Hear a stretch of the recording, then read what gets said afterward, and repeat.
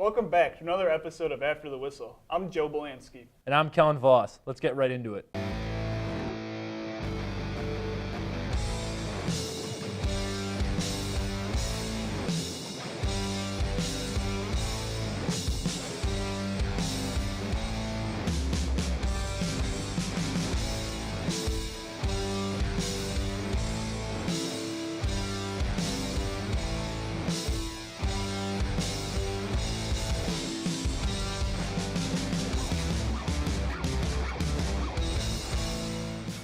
The Grand Valley State football team got back to its winning ways on Saturday, beating the Davenport Panthers 19-14 in a dramatic finish. Quarterback Bart Williams threw for 175 yards before suffering a shoulder injury at the end of the first half. Williams' health status remains unclear at the time of this recording, but with the Lakers down 14-13 with 2 minutes left in the fourth, backup quarterback Cole Katopka launched a rocket to Nick Dodson, who made 3 tackles miss and ran 50 yards to score what ended up being the game-winning touchdown. Shantez Moss added over 100 yards and a touchdown, while receiver Austin Parity contributed 7 catches for 127 yards. With the win, the Lakers improved to 7-1 on the season and look to gain another victory on Saturday as they travel to Saginaw Valley State for Battle of the Valleys. The game is set to kick off at 1 p.m. The Grand Valley State volleyball team fell to 500 this week, falling in 3 sets to Ashland on Friday before losing again at home in 3 sets to Wayne State.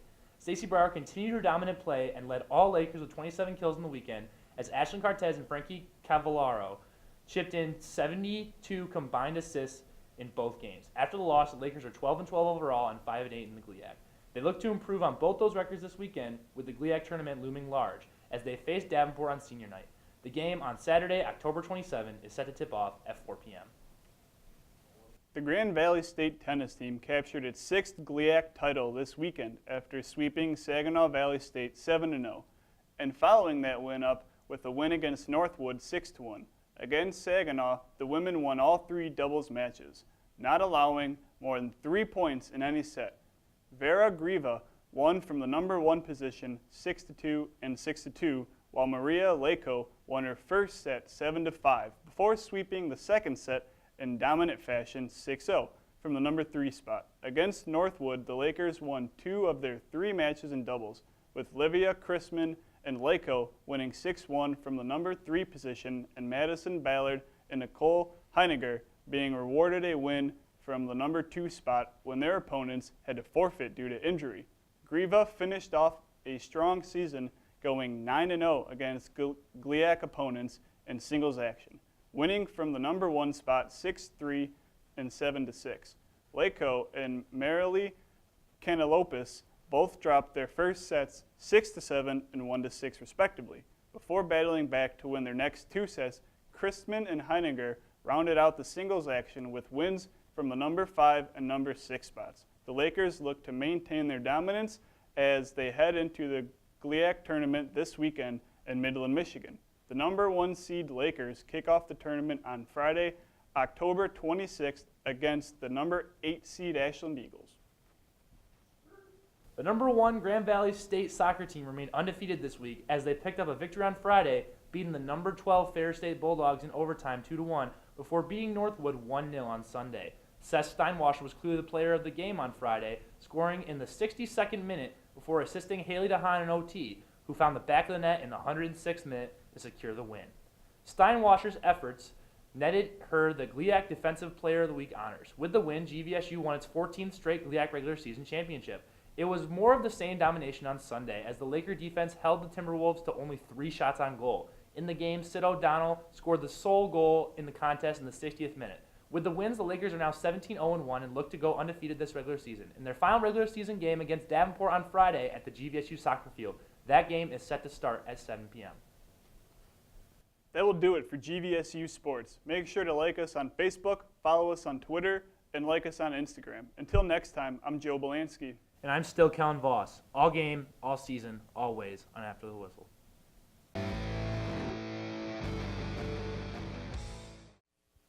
Hey guys, I'm Noah Genson, co-producer of After the Whistle. I'm D'Angelo Starks, also producer on After the Whistle. We had some technical difficulties this week. Unfortunately, we can't do anything about that. We tried to fix everything we could. So only a couple segments out there for you this week. We at least got the GV Sports deal. We were hoping to do that. But yeah, so hopefully by next week we'll be able to have these issues resolved and be able to get some more content out to you. We will be back stronger than ever.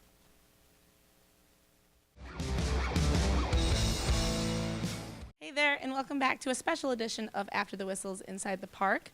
My name is Elizabeth Barnes. And I'm D'Angelo Starks. Now that the World Series is set, we decided we should do something a little bit bigger for the Fall Classic. So we have the Dodgers versus the Red Sox. Guys, what do you think? A couple of teams that have some history here in the World Series. The Red Sox in recent history getting back there. Same with the Dodgers being there last year. I think it's going to be a good series, though. Both teams bring a lot of firepower, star power with their lineups, their pitching rotations, especially with Kershaw and Sale being the guys on both sides there. But I think it's going to be interesting. I think the Red Sox may have a little more hitting that the Dodgers may have to worry about throughout the series. So I think the Red Sox are my favorite going into the World Series. Joe, what about you? What do you think? Yeah. Obviously, Dodgers are back. I want to pick the Dodgers. I don't want to see anything bad happen to Tommy Lasorda, but it'll be Boston. I think, too, from the division series and then now with the CS, like Boston's secondary guys have really shown that they can have quality starts. You know, Like guys we've seen like a lot Jackie from Bradley Evaldi. Jr. Yeah, Well, yeah. on the mound, Oh, outside yeah, of Chris Sale, yeah. like we've seen Evaldi be able to pitch. Obviously, Rick Porcello can, and then David Price. Hopefully, we can see that in the World Came out of Series. nowhere The in game the- out of in the his CS. career. Yeah, and a thing that has been weird is Chris Sale. In the CS, he only pitched 4 innings, and there's this weird issue going on with his stomach, a belly button. Belly ring? button ring. So there's Yep. all these weird storylines. There's the Dodgers have storylines, obviously with Manny Machado and the dirty player. I won't get into that right now. So Elizabeth, how do you see this playing out? What are your early thoughts on it? I definitely also am with Red Sox. I have changed a little bit every time something happened. Something didn't go my way, so I had to change it a little bit. But yeah, I definitely see the Red Sox because they are like on paper, like it's their game. So yeah. It's hard to pick against the Red Sox. Obviously, they won 108 games this year, and they're the highest payroll in baseball. They've got guys like Mookie Betts and JD Martinez, probably the 2 leading MVP vote getters in the AL, you would assume. But, I mean, I'm wearing a Red Sox jersey, but I feel like we can't all go Red Sox. I mean, the Dodgers, they have the best pitcher of our generation. They have some of the better hitters on the team, too. They do a lot of things right. I think what it'll come down to is those games in L.A., what is Boston going to do when they are not able to have a DH? How are they going to fit J.D. Martinez into the lineup? Because you have to. I know there's talks about playing Mookie Betts at second base, but we don't know. So, like, seeing how they perform in L.A., I think will be a big part of it. What do you think will be the biggest X factor for, like, each team? What do you think could win this for the Dodgers, and what do you think can win this for the Red Sox?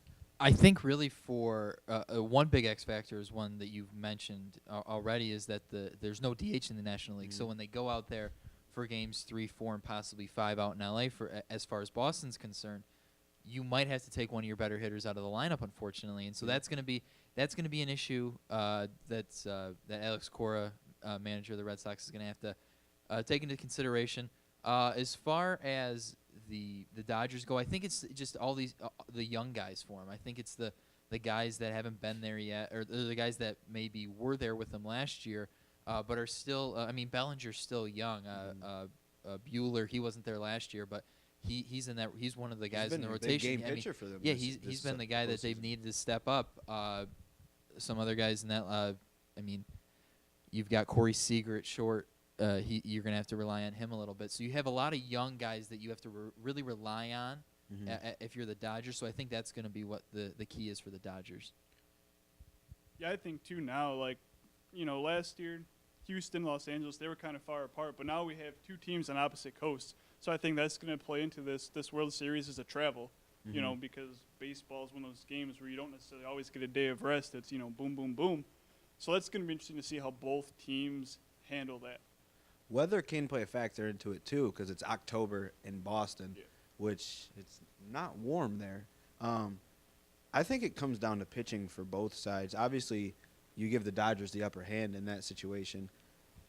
Just so far, just on paper, they have a better just all-around pitching rotation and bullpen. But like you said, guys have been coming up and stepping up for the Red Sox, so you don't know. But you don't know what you're getting out of Sale. And his last start, he was getting clocked around 90 miles an hour, and that's not at all typical Chris Sale fashion. But I don't know. For me, I think the biggest X factor, obviously, is Clayton Kershaw. You never know what you're going to get out of him in the postseason. Now, it seems like he might have had a confidence-building inning in the Brewers game. In Game 7, he came in and he closed the game out. It was 5-1, and he struck out 2 in that inning, and he looked really good. So you have to hope that he can continue that and just be dominant as Clayton Kershaw is. I don't know, like stuff. Yeah, I certainly think as far as Kershaw goes, he has the potential of pitching games 1, 4, and 7 for you. Like the guy who goes, I think he's going in Game 1 on Kershaw Tuesday versus night. Sale. Yeah, so those two guys are going to be really key in your rotations because you might get into a game 6, whether you're Dave Roberts or Alex Cora, and you might need to use a guy like Kershaw or Sale. Yeah. If you get into that situation, you potentially lose him to start Game 7. And so it's just the way that these managers have to manage their bullpens now, the way the game has changed really that we saw back with the Indians using that big bullpen, and teams since then have really been doing that more often and loading their bullpens up and loading their rotations up with a lot of guys. And so that's going to be the real key, though. Another real key is that how well are they going to manage their bullpens? Roberts has already been in this situation in the World Series before. Cora, while he's a first-year guy, doesn't really seem to have the big hiccups that a first-year manager will have, and so that'll be key as well. I think the managers' decisions will play a key part in this series. Yeah, no, I absolutely agree. One last thing before we go, give me a prediction of how many games you see this series going. I could see the Red Sox. Like I said earlier, seeing the Red Sox win it. I think in 6. I think they'll bring it back to Fenway in 6 and take care of the Dodgers in 6 games. Yeah, I mean, off-camera conversations, was I wrong about the ALCS? I was like, I hope this goes 7. The series is awesome. So I was wrong there, but no, I think this one could legitimately go 7. Like outside from like a fan just being like, I want to watch some baseball, I think these two teams could take it 7, and I think it'll really come down to Kimbrel because he's given up a run in every save situation he's been in, so that'll be big. But I like Boston in 7. Yeah, I'd have to say 7 as well. Just they've both been playing, I think, really well, and so I see it going back and forth. So yeah. No, that's what I was going to say too, but that's strictly just because I want to watch these two teams play 7 times and just play some really good baseball. So that's just me being selfish. All right, well, thank you guys for joining us Inside the Park. I am D'Angelo Starks. And I'm Elizabeth Barnes.